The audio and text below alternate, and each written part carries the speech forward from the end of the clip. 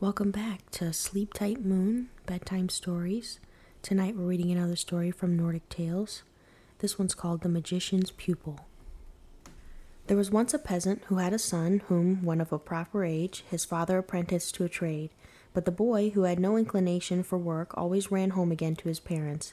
At this the father was much troubled, not knowing what course to pursue. One day he entered a church where, after repeating the Lord's Prayer, he said, "To what trade shall I apprentice my son? He runs away from every place." The clerk, who happened at that moment to be standing behind the altar, hearing the peasant utter these words, called out in answer, "Teach him witchcraft! Teach him witchcraft!" The peasant, who did not see the clerk, thought it was our Lord who gave him this advice, and determined upon following it. The next day he said to his son that he should go with him, and he would find him a new situation. After walking a good way into the country, they met with a shepherd tending his flock. "Where are you going to, good man?" inquired the shepherd. "I am in search of a master who can teach my son the black art," answered the peasant. "You may soon find him," said the shepherd. "Keep straight on, and you will come to the greatest wizard that is to be found in all the land." The peasant thanked him for this information and went on. Soon after, he came to a large forest, in the middle of which stood the wizard's house. He knocked at the door and asked the troll man whether he had any inclination to take a boy as a pupil.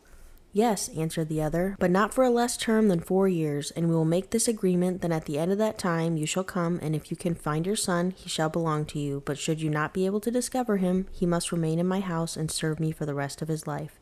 The peasant agreed to these conditions and returned home alone. At the end of a week he began to look for his son's return, thinking that in this, as in all former cases, he would run away from his master. But he did not come back, and his mother began to cry and say her husband had not acted rightly in giving their child into the power of the evil one, and that they should never see him more. After 4 years had elapsed, the peasant set out on a journey to the magicians according to their agreement. A little before he reached the forest, he met the same shepherd, who instructed him how to act so as to get to his son. "When you get there," he said, "you must at night keep your eyes constantly turned toward the fireplace, and take care not to fall asleep, for then the troll man will convey you back to your own house, and afterwards say you did not come at the appointed time. Tomorrow you will see 3 dogs in the yard, eating milk porridge out of a dish. The middle one is your son, and he is the one you must choose." The peasant thanked the shepherd for his information and bade him farewell. When he entered the house of the magician, everything took place as the shepherd had said. He was conducted into the yard, where he saw 3 dogs. 2 of them were handsome with smooth skins, but the third was lean and looked ill.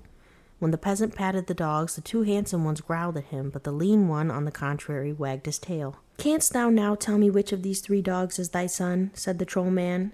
"If so, thou can take them with thee. If not, he belongs to me." "Well, then I will choose the one that appears the most friendly," answered the peasant, "although he looks less handsome than the others."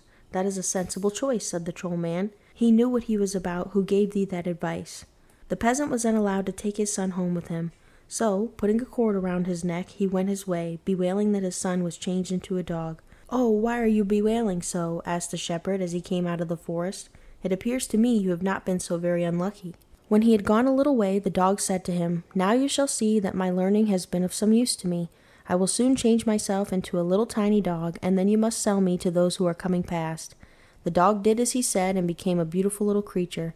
Soon after, a carriage came rolling along with some great folks in it.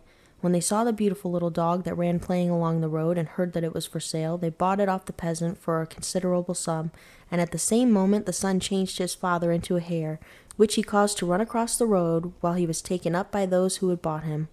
When they saw the hare, they set the dog after it, and scarcely had they done so than both the hare and dog ran into the wood and disappeared. Now the boy changed himself again, and this time both he and his father assumed human forms. The old man began cutting twigs, and his son helped him. When the people in the carriage missed the little dog, they got out to seek after it, and asked the old man and his son if they had seen anything of a little dog that had run away. The boy directed them further into the wood, and he and his father returned home, and lived well on the money they had received by selling the dog. When all the money was spent, both father and son resolved upon going out again in search of adventures. "Now I will turn myself into a boar," said the youth, "and you must put a cord around my leg and take me to Wholeson's market for sale.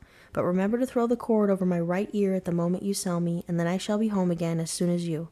The peasant did as his son directed him and went to market, but he set so high a price on the boar that no one would buy it, so he continued standing in the market till the afternoon was far advanced. At length there came an old man who bought the boar off him. This was no other than the magician, who, angry at the father, had got back his son, had never ceased seeking after them from the time they had left his house. When the peasant had sold his boar, he threw the cord over its right ear as the lad had told him, and in the same moment the animal vanished, and when he reached his own door again, he saw his son sitting at the table. They now lived a pleasant merry life until all the money was spent, and then again set out on fresh adventures. This time the son changed himself into a bull, first reminding his father to throw the rope over his right ear as soon as he was sold. At the market he met with the same old man and soon came to an agreement about the price of the bull. While they were drinking a glass together in the alehouse, the father threw the rope over the bull's right horn, and when the magician went to fetch his purchase, it had vanished, and the peasant, upon reaching home again, found his son sitting by his mother at the table. The third time the lad had turned himself into a horse, and the magician was again in the market and bought him. "Thou hast already tricked me twice," he said to the peasant, "but it shall not happen again." Before he paid down the money, he hired a stable and fastened the horse in so that it was impossible for the peasant to throw the rein over the animal's right ear. The old man, nevertheless, returned home in the hope that this time he should also find his son, but he was disappointed, for no lad was there. The magician, in the meantime, mounted the horse and rode off. He well knew whom he had bought, and determined that the boy should pay with his life the deception he had practiced upon him. He led the horse through swamps and pools, and galloped at a pace that, had he long continued it, he must have ridden the animal to death. But the horse was a hard trotter, and the magician, being old, he at last found he had got his master, and was therefore obliged to ride home.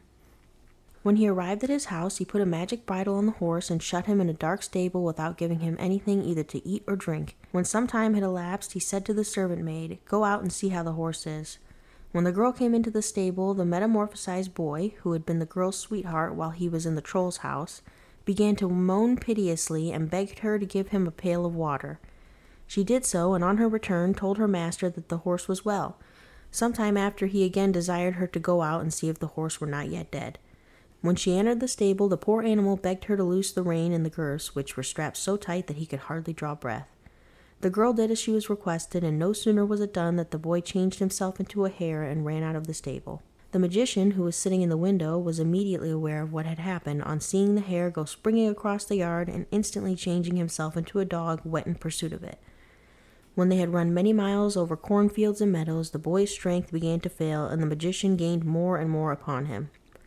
The hare then changed itself into a dove, but the magician as quickly turned himself into a hawk and pursued him afresh. In this manner they flew towards a palace where a princess was sitting at a window. When she saw a hawk in chase of a dove, she opened the window, and immediately the dove flew into the room, and then changed itself into a gold ring. The magician now became a prince, and went into the apartment for the purpose of catching the dove. When he could not find it, he asked permission to see her gold rings. The princess showed them to him, but let one fall into the fire. The troll man instantly drew it out, in doing which he burnt his fingers, and was obliged to let it fall to the floor. The boy now knew of no better course than to change himself into a grain of corn. At the same moment the magician became a hen, in order to eat the corn, but scarcely had he done so that the boy became a hawk and killed him. He then went to the forest, fetched all the magician's gold and silver, and from that day lived in wealth and happiness with his parents. That's all for now. Sleep tight and sweet dreams, Moon.